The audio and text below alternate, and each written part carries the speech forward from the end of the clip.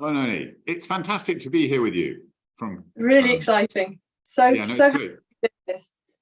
Our latest UK maker, and genuinely from all over the UK. Sort of there's a Welsh component, and now you're down in sort of, well, you're sort of down in Kent on the borders with Sussex. Is that right? That's right. That's right. Yeah, I moved about a bit. Yeah, absolutely. Definitely have. And in careers too. I think you must be our first Jungian psychotherapist to be making craft chocolate. So tell us a little bit about this great journey that you've had. How do you sort of move from being a Jungian psychotherapist to being an amazing craft chocolate maker? Well, that's very kind. First of all, I shall take amazing. Thank you very much. Very kind. Yeah, so the psychotherapy, it has been a long journey, and it's a curious one. And kind of, it's one of those things where I kind of look back and it makes sense, but maybe at the time it looked like I was taking twists and turns. I started in journalism. I went into PR. I then realized I loved meeting people and interviewing people and getting to know people and talking to people, and they wanted to talk to me, and that was lovely. And then I wanted that privacy for them, so I went into counselling and then developed that into child and adolescent psychotherapy, which was my latest incarnation. But there's certainly are links. I love this idea that there are these archetypes, there is certainly something of the eternal child about me, and I think that maybe there's the link with chocolate. And for me, that's not to say that that's a playful thing is in no way making it less, because for me, playing is a really serious business. Yep. So what sort of archetypes do you think that chocolate is great at expounding and revealing? Oh, goodness me. I mean, there are so many, and it is so personal. And I really see that when people, when I say to people, one of the first questions I ask people is, what would you normally go for? What's your favorite chocolate? And that tells you so much about that person. And that, because in craft chocolate, there are so many different flavor combinations, different origins, that actually it really can work with, whoever it is. For me, there's the playful, there's the child in there. My background is full of teachers, and I haven't been a teacher, but there's certainly an element, I think, in craft chocolate about, wanting to explain, wanting to communicate, wanting to kind of convert, really kind of sharing the excitement and the possibilities and the opportunities and the potential, and wanting to kind of go, look, taste this, and what do you get? And there's that kind of sharing thing, which I think is has a real kind of teaching component to it. And a bit of advocate in there. I think that comes with wanting to do things, kind of ethically, make sure that everybody along the way is treated right, as far as I possibly can. And a bit of alchemy, hope so. Alchemy, definitely a lot of alchemy. That's the nice magical. That's the magical component. Definitely a bit of Jungian alchemy and magic inside there, with lots of different sort of good archetypes of playfulness and that sort of stuff. No, it's an interesting idea that you should sort of basically almost use as a sort of psychological test, getting somebody to describe which bars they like and why. Yeah. So we'll play around with a bit one there. But you started, a couple of years ago? And then, since then it's been all guns blazing with Annalisa from The Observer writing about you. And sort of... I've been so delighted to have so much support and encouragement and really warm, constructive feedback from different people. People who really know this area, this market, this product. Hugely grateful for that. I think, yes, I mean, you're right. I mean, I've been doing this, as you say, all guns blazing. I think I recognise that. That sounds like me, for a couple of years. But I've been doing elements of this for a long time, for decades. I mean, my passion for chocolate goes back as long as I can remember, and I've been trying to kind of make it for myself. I'm a sourdough maker and a fermenter, and and I love my fermented foods, and I love my baking, and I'm a cook. So of course I had to go. I got the coffee grinder out, put some nibs in it, made a mess, and blew up the coffee grinder. And that was at a time when the first wave of craft chocolate makers were really the people who had a bit of engineering know-how, some real creativity, the Duffys, who could see how to do this on a small enough scale. And I didn't have that. And again, just, these people who laid that path, I just feel hugely grateful to them, because I kind of feel like I'm in that second wave. I was able to pick up what they discovered, have a go at my kitchen table, go, oh, okay, I could do this, and keep going. So yeah, the last 2 years has its roots in maybe the last 2 decades. That's a good way of putting it. So that is definitely a good way of putting it. So moving to sort of thinking about, like, when you're trying to craft a bar, what is it that you're looking for? How do you sort of decide that what you've got is, what you're aiming at? This art. So what's the archetype of a bar for you? There we go. Gosh, there's a lot of it's a really interesting question, and it's curious, isn't it? Because when you do something, I just do it. I do it my way, and maybe I haven't thought about it. But there's when you ask the question, there's a real imagination. I think maybe that is the magical bit, the alchemy bit for me. The real creative bit starts before I actually pick anything up. It's an imagining. It's going into a space of taking tastes and textures. And when I say taking, I mean imaginatively, remembering, recalling tastes and textures, thinking about combinations, finding touchstones in flavors that I've loved from different places I've lived, different times of my life, different people I've been with, and almost kind of creating something that I'm then aiming at. But it's a really hard thing to describe, because I'm saying thinking, I'm saying feeling, and it is an imaginative, I'm tasting almost, having an imaginative taste that I'm aiming at. And it is curious, because I know, when I've got it, and when I haven't. And so there is something really quite visceral, really quite, it's sensual, and it's, it's based in imagination, I think, largely. So you're looking for this sort of perfect form, or this sort of archetype. Again, Yes. But it's interesting that you're sort of looking back for a sort of something you can almost sort of touch from your childhood or from a recent experience. Yeah. And are you trying to create that emotion in the other person, or are you just looking at that as being a great taste and a great flavor? Would be both. I mean, both if possible. I think it's very hard to try to do that for somebody, because people's experiences are so personal. I mean, we have shared experiences in our tasting culture, in our histories, and if we share a culture and a history, I can talk to you about a certain brand of chocolate orange, perhaps, and you'll know exactly what I mean, and you'll be able to imagine it perhaps in the same way that I'm saying. And I woke up one night and thought, I want to make something like that, only I really want to make something just with the freshest oranges. I want to candy them myself. I want to make it with this origin. I want to do that.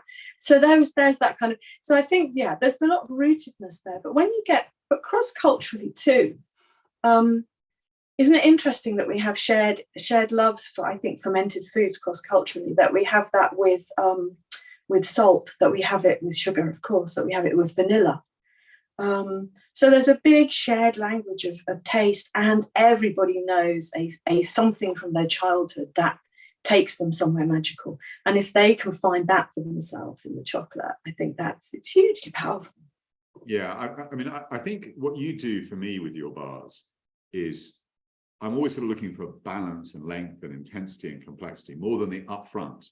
And I think that sort of appeal you have to different, memories, it is sort of playing on the journey. It is sort of playing on the length. And, all of the bars I've ever tried from you, the thing I would sort of say brings them all together is that they've got this wonderful journey that you go on. So maybe it's sort of the revealing of that aspect of it. I mean, they're much more than just, when we were talking about that well-known chocolate orange, that's really just a taste bomb to start with. Yeah. It doesn't have much length or complexity. Whereas when you get going, it is just this extraordinary sort of delight and journey that you can sort of go through, Yeah. which I think. Well, you works. see, so if you unpick something like that and you take, and you're absolutely right, that is what I do, and it is what I'm trying, it's what I'm aiming at, is that I want that roller coaster ride. You know, somebody tried one of my whiskey nib bars the other day, and she just put it in her mouth and she said, "I'm not getting whiskey." I'm saying, "Hang on, just hang on.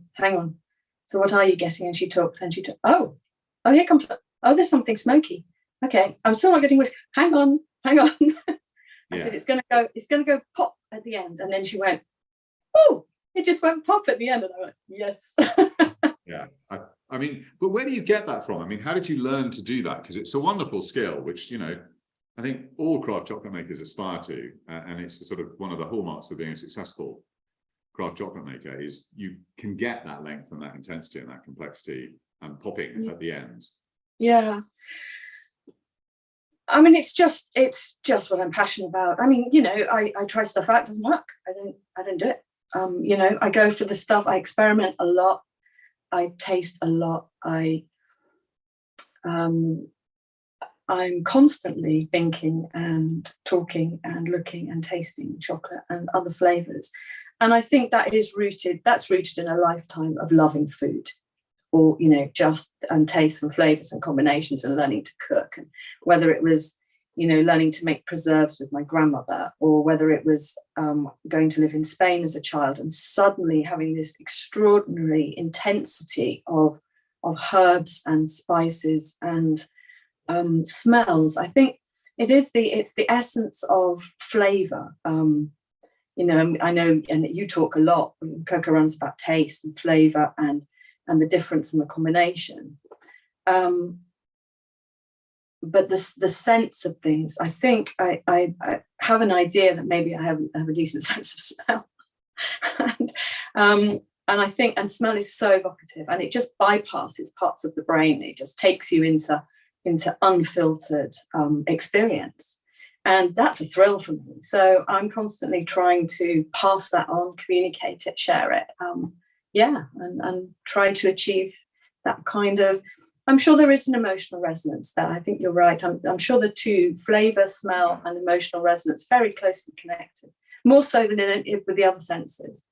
Yeah, no, you're right. I mean, I wonder, has actually anyone done any sort of interesting Jungian psychotherapy? Because, I mean, you are right, because basically smell is the one sense that we have which doesn't go through the amygdala, it goes straight to the brain. So it's sort of, and it's the most complicated. It's the one that we don't know how to, we can, you know, it's easy to make something sweet, salty, bitter, umami, any of those tastes you can play with, any of the textures, but flavor is just so much more complicated. And I think you're right, alchemy is the right word for it, and you do have to experiment. It still is, you know, playing with that, and that's where you're great. So for example, when you pick up the beans, how do you know that you've got beans that you can work with? So we're super excited to have your Esmeraldas, both the milk and the dark, in the boxes. Oh, wonderful bean, wonderful. Yeah. So how did you know it was going to be a great bean? How did I know that was going to be a great bean? I mean, you know, there is some really practical stuff like work with great people. You know, work with great people. Work with people who know what they really know what they're doing. Work with sources who know their agronomy. Work with sources who really know that the people who are harvesting, growing, harvesting, fermenting this product know that this bean has been. You know, I can't do that. I'm one person. I wish sometimes I could. I can't do all of that. But to trust somebody who knows the terrain, who knows the people, who knows the farmers, and knows that they know what they're doing, and then follows their process. So I know that if I'm working with great people who are finding great beans, that's a good start. Then I try it across the different beans that I hold. I mean, I'm working with about 4 beans at any one time, and often trying others, but I'm working with about 4 mainstays. And I try to keep, I want beans that give you difference. So I've got to have a Madagascar bean, which has a beautiful citrusy, fruity. I mean, it's powerful and it's gorgeous. And it couldn't be more different from this Mono Bravo Esmeraldas, which has none of that, no fruit, very little fruitiness, little floral. It's all nut. And to say that it tastes chocolatey, I know it sounds a bit daft, doesn't it, when you say it's a cocoa bean, but lots don't. It has this, going back to what you were saying about I think for me, it has that feel good of childhood. It has that chocolatiness of childhood. That is that connection that I think we all have to for chocolate, whether we're interested in craft chocolate or not. It feels like it makes like a bridge, because it's got that lovely, warm, gentle cashew hazel in the milk chocolate. There are notes of caramel in the dark chocolate that's more treacly. They're just lovely. I was going to say they're gentle. That almost doesn't give it. I almost feel like I'm talking it down. It's gentle in a big way. Yeah, it's sort of subtle. It's a sort of velvet fist in an iron glass. Yes. Yeah. Totally. I like the idea of you being the alchemist working with sorcerers. So yeah, you've got Churchill the sorcerer and Kate the sorcerer and absolutely, all those other great sorcerers, because I think they, in their own way, we talked a little bit about fermentation, but fermentation is such a magical process. Totally, and I'm really beginning to learn. They are such experts, and I'm just at the beginning of that, just learning about what can be done. So I at my front door comes this amazing bag of beans, and then where I take them is building on that. It's building on that expertise and that incredible skill, that farming skill and know-how of generations.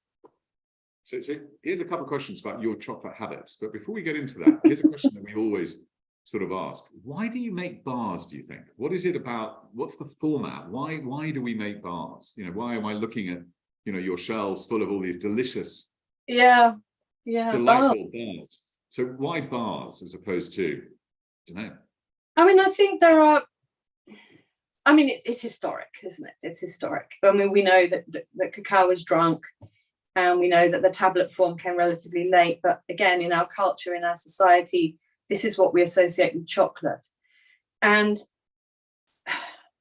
for most people, I think it's that bridging. I think we're in a really interesting time, because I'm thinking back about that first wave of craft chocolate makers for whom I feel, a huge gratitude. And I'm sort of thinking, well, is that kind of irritating for them that there are all these new craft chocolate makers coming in? I'm thinking, our market share is tiny. We can grow this market share, and we can share a bigger market share. And the more of us there are, and people complain about the supermarkets, and I kind of think, well, yeah, of course.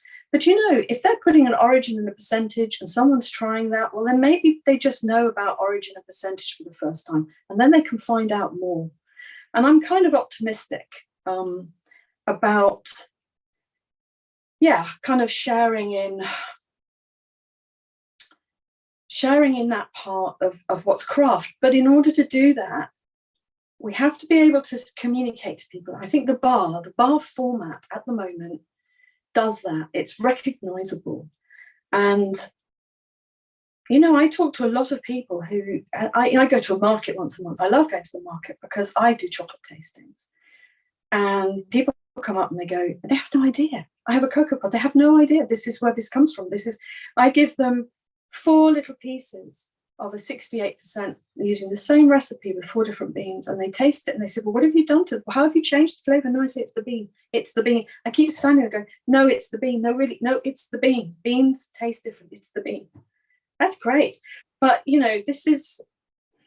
I think the bar, so for me, there is something about the bar that is recognizable and I think is important. That's not to say that we can't do lots more. And I remember from my PR days, at the point where the person who's producing gets absolutely sick of something, some format, that's the point where the general public are just beginning to have it in their awareness. Yeah, I mean, I think one of the interesting challenges with a bar is that people have almost now associated bars with being candy bars and almost like a sugar rush. So you're right. If we can get people to think that it's actually, what's the flavor? And the flavor is something you can only coax out of the beans. It's not something you can add into an automated. Yeah, so it's a double side. So it's recognizable, so they kind of can approach it, but it's also recognizable, so they think it's going to be filled with sugar. Yeah, and I think that is definitely a tricky one. But as you sort of say, if you give people 4 different beans, different fermentations, all made to a very similar recipe, that's when people suddenly go, wow, okay, this is really sort of interesting. I think another one which would be interesting is, what time of day do you personally eat your bars? And you can say all day long, that's absolutely fine. All day long. So when I'm working, like a full-on chocolate day, I start my day with a tasting. But I'm doing that for work. I mean, I'm not saying it's hard work, and I'm not loving it. It's great. But I do my taste because my palate is clear. It's the clearest it will be. And I won't do a lot of tasting, but I will taste for development, in terms of if I am aging a chocolate, because I'm really interested in how much that contributes. So there's a kind of an ongoing experiment I'm doing. I'm tasting just to check on quality and quality between batches. And I'm tasting just to remind myself, okay, do I still love that? Do I still, okay, am I still getting that one? So, and I'm tasting also what's in the making. If I'm eating chocolate, for me, like, it's not for me, like, yeah, for me, it's evening. I mean, it's an end of the day. It's a treat. It's, yeah, it's often a late evening thing. You know, it's a couple of squares of something, usually by somebody else, because at this point, you know, I'm into my library of makers, and I want to be surprised and delighted, and you know, have a change. What's the ritual you have around that? I mean, I'm sort of, we've been looking at ceremonial cacao. Yeah. And it's you know, clearly the ceremonies of today, the yoga, the meditation, have nothing in common at all with, you know, sort of like digging people's hearts out and the other ceremonies which the Aztecs might have got up to with chocolate then. But I think the idea of having a ritual around the way in which you savor anything, from a cup of coffee to a glass of wine to, you know, chocolate, is really important. So I'd love to, you know, what are your rituals? Who do you have your chocolate with? What do you do, and how do you savor it? I have a special cupboard. Special cupboard, which is my chocolate cupboard. It's a little cupboard in my kitchen, and it's at an even temperature, and it's nice and dark. And I have, goodness knows how many bars are in there. And some are unopened, some are half, some have got a little bit left. Some I've kept the wrapper just because I love it. It's a bit disappointing when I go in and think I'll have a bit of that and it's all gone, but hey, I've kept the wrapper. There is a ritual, and it's again, it brings there is something akin to the therapy about it, because it is, I'll stand in front of the choice, and there's quite a choice, and I will ask myself what it is I'm looking for. So is it going to be 100%? You know, sometimes it is.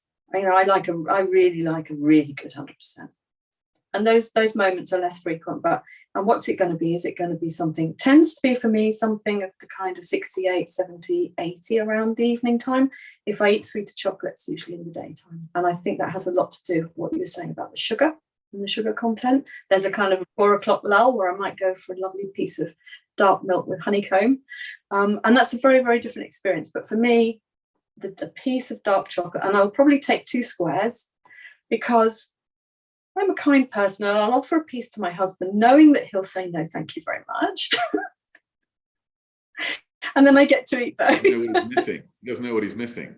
He doesn't know what he's missing. It's terrible. I'm trying, you know, I'm doing my best. You'll get there. It's just like when you're getting fed up with the format, you eventually get there. But you'll get there with him, I'm sure. I mean, you've got to. Quick question. We've had this discussion before, but I think it's worth sort of explaining it to the listeners too, and the viewers. Most people think 70%. You use 68%, but it's with a small caveat, because your 68% is calculated slightly differently to most other people's 68%. Yeah. So this is about the cocoa butter. So that doesn't mean that the rest is sugar. It means that there's a little cocoa butter in there as well.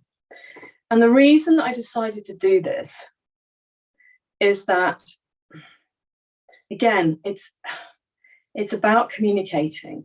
And I'm not even sure, but it's an interesting, I'm giving it a go. People think in terms, people who don't know a lot about craft chocolate, or are just new to craft chocolate, think about percentages in terms of strength, in terms of hit, like cocoa, you know, people talk about bitterness, don't they, and acidity. And now, okay, but actually, a lot of, I was going to say most, I don't even know if that's true, but a lot of craft chocolate has a little cocoa butter in there. So I don't use lecithin just because I don't need to, and if I don't want to add, if I don't have to add something, then I'd rather not.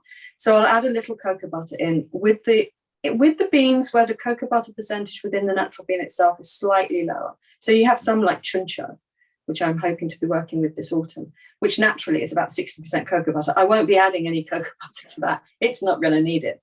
But with the Mono Bravo, and I've also decided with the milk to keep texture, just a little more texture, because I think with the milk, it helps it linger.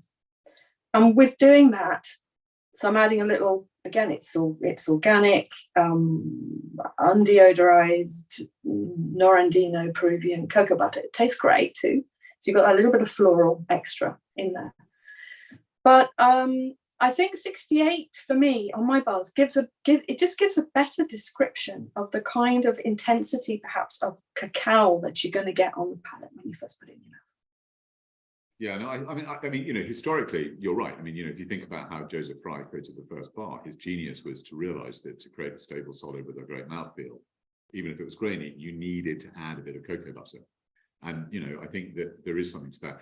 I'd also just like to go back to one other insight that I think you're very astute on, which is when you talk about sugar, for you, I think what you were sort of saying is that sugar for you is a flavor enhancer, not something which is to do with sweetness or to get around bitterness, because, you know, chocolate is not bitter. It's astringent, yes, but it's not bitter. So in a way that what your genius is, I think, with the sugar is you're using it as a flavor enhancer in the same way that a chef would use a little bit of herbs or a little bit of something else just to bring out some of those flavors. Yeah, I absolutely. I don't have a bar where sugar is the first ingredient, and I will not have a bar where sugar is the first ingredient. Even my toasted white, which is sweet because it's got some sugar and it's got some milk powder, the first ingredient is not sugar.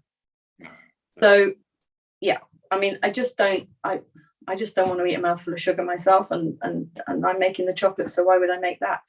And you know, as we're coming to find out more about what sugar does to us, you know, our metabolism and how we come to rely on it, then of course, you know, the less the better. Equally, I'm using an organic unrefined cane sugar, which is a very neutral taste. It's unbleached. There's a little slight caramel taste, but it's a very neutral taste. So it's there to shape the flavor profile. And I think when you were talking about lengthening the flavor journey, when I'm making a recipe and experimenting with a new taste and flavor, I'm using the sugar to basically carry the journey through from beginning to end in its own kind of neutral way. I'm not sure if I'm making sense, but I'm kind of definitely are. I'm kind of using the least amount of sugar that I can use to do that with. Yeah, and you take people. I mean, you know, and in some cases, actually, an 85% can be less bitter than a 70%, just because it's going to take you on a different journey and in a different way. Absolutely. Yes. It's a sort of very different approach to it.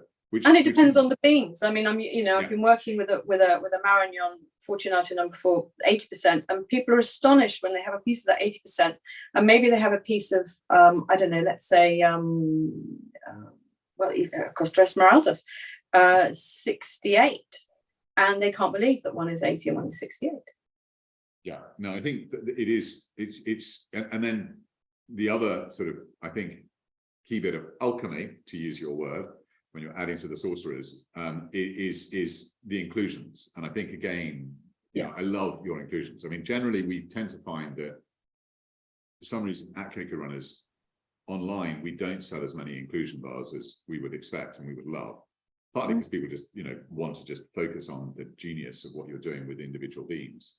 Yeah. But I think in your case, I'd sort of, you know, I really hope that people will come and try the different inclusion bars that you've got, and, you know, tell us a little bit about, you know, how you choose which inclusions, because you've got some intriguing ones down there. Yeah, well, again, for me, it's the bean. So what is the bean what is the bean? What are the flavors and the flavor profile of the bean saying? What are they going to support? What are they going to be enhanced by? So again, just as I will not have a bar that is dominated by sugar, I won't have a chocolate bar that's dominated by the inclusion. So the inclusion is there to be a part of the overall flavor, but actually also to enhance the natural flavor of the bean. So for example, what's a nice one? Well, actually, going back to the orange, orange works beautifully with the Costa Esmeraldas because there's something about the chocolatey backbone, the nuttiness, that really, really works beautifully with the orange. So again, a small amount of orange. The orange is there, but it's enhancing, it's actually really working with the flavor of the bean. I'm just looking up at my shelf, which is, what have I got with the whiskey nibs? The Coca Camilli, Tanzania, and the whiskey nibs. Again, it's you're not gonna get that up front. You're gonna get that little whiskey pop at the end, but the beautiful sort of coffee, lemony, almost slightly smoky flavors that particular bean has got just beautifully leads up to that little Glenmorangie pop at the end. And I feel the same about the Kentish cob nuts. They're out. Oh, I'm going to get my first lot next week. These are the first. Yeah, your cob nuts are sort of new season. Despite your Welsh origins, I like the way that you sort of like acclimatized to Kent. You have to embrace the local produce. It's just these cob nuts are just so beautiful, and look at the difference. This is a local hazelnut. Wow. This is a fresh Kent cob nut. Look at the difference between them. Wow. Amazing. And the squirrel hasn't got it either of them. Sorry? Squirrels haven't managed to get it either. Well, no, yeah, well, the squirrels always get that's it cracked. There it is. Those are them cracked. Wow. Yeah, but it just has the most. Hazelnuts are gorgeous, of course they are. But I just thought, well, I have these amazing. They are amazing. They are so sweet, so creamy. Then again, they have a flavor profile that just develops. They've got a complexity about them, and so I thought, of course I've got to use them. So I've got those in my Kent cob nut bar. I've got some in a mix, so with hazelnuts as well in the Yanduya. And my honeycomb. I have a lovely neighbour called Margaret who makes Hendel honey. She's a master beekeeper. She wins prizes all over the place. She makes the most beautiful honey, and how could I not? It's too tempting. I think that it's not just the harmony you get, but it's the fact that we just don't know how to recreate the flavors in your Kent cobblers or into your hazelnuts or into those honeys, and I think that's what just makes them brilliant. So we talked a little bit about sort of the fact that you've got this amazing library at home. So tell us a little bit about other makers and other foods that inspire you, as a sort of quick wrap up. So we've mentioned Duffy, who is absolutely wonderful. Yeah, of course. On every front, amazing chocolate maker, amazing guy. Penny as well is absolutely fantastic. Yes. Just. Yeah. I'm sure I've eaten my way through the Cooker-Runners library several times over by now. And looking at the UK. You've got all the first. I'm terrified about mentioning anybody because I can't bear to leave anybody out because they're all so great. Anybody you have is great. And I just some of the developments in the combinations.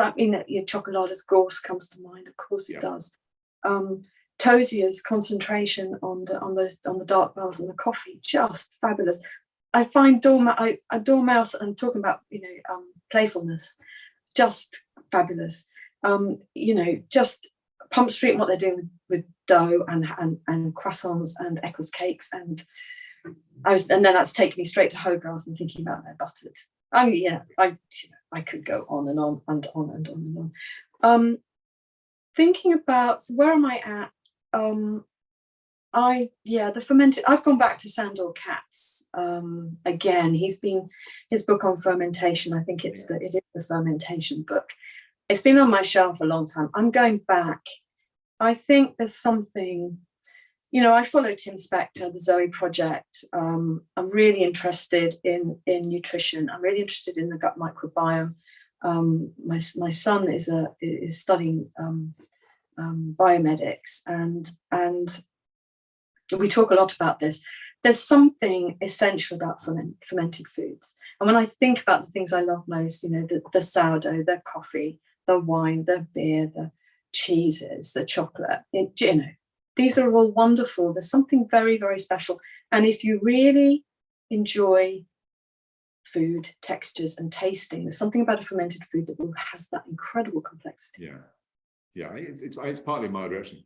Here's an interesting thought for you just to think about, which is, can you think of any other fruit where we eat the seed as opposed to the fruit itself? And we can eat the fruit too. We can definitely have the pulp. I don't think anybody's had the husk of it too much. We definitely can drink the pulp. But it's a weird thing about cocoa that we are particularly dependent on fermentation. You know, everyone, you can eat an apple, you can eat a grape. Yes, they're fantastic when they're fermented into, you know, cider and wine, respectively. But you know, chocolate is literally the fermented seed becoming a bean, which is just, you know, I think it puts us in a, you know, I think we should sort of reclaim. We should get Sander Katz back to talk more about fermentation, because you are right. I mean, he's an amazing guy, and you know, amazing what he's managed to sort of do. And who were the first people who thought this was a good idea? You know, I find this endlessly fascinating. You know, as you say, if you can cut down a ripe pod and you can eat that delicious flesh that's lovely, kind of, I think of it as lychee properties, and you can juice it. Well, who on earth then? And okay, maybe they threw them away. Maybe, who on earth then thought to roast them and then crush them? I mean, it's just great, isn't it? Yeah, no, it is an extraordinary idea. I mean, I think sort of, you know, anthropologically, what may be happening is there are still some parts of Mexico where people ferment in the pod. So maybe that they left some beans, and then when they were trying to sort of, you know, this is my sort of theory, and I maybe a bit gibberish, but that literally you sort of left them in the pod, and then you're trying to get out of the skin, and so you use a heated you know, patate to basically, and effectively at that point you are actually grinding it, but then actually making the link between why would you put that in a, you know, in some hot drink to make that. It is just bizarre. I mean, you are right, it's quite extraordinary. It's not like, you know, basically if you leave some grapes in a pot, they're going to ferment naturally, and you're going to have sort of, you know, in inverted commas, natural wine. I mean, chocolate is, you know, it's got so many weird processes that it is that it's back to what you said at the beginning. You need the sorcerers like Bertil and like Kate, and like, you know, Emily, and then we need the alchemists like you. So hopefully everybody will be going to, you know, enjoy this talk. And also, you know, be enjoying your amazing bars. We're very much looking forward to featuring in all the, you know, in our boxes coming forward. Well, thank you very much. It means a lot to me. I think when you make something, you just want to share it. You want to share it. You want to talk about it. Thank you so much. That's been absolutely fantastic. Okay, thank you very much.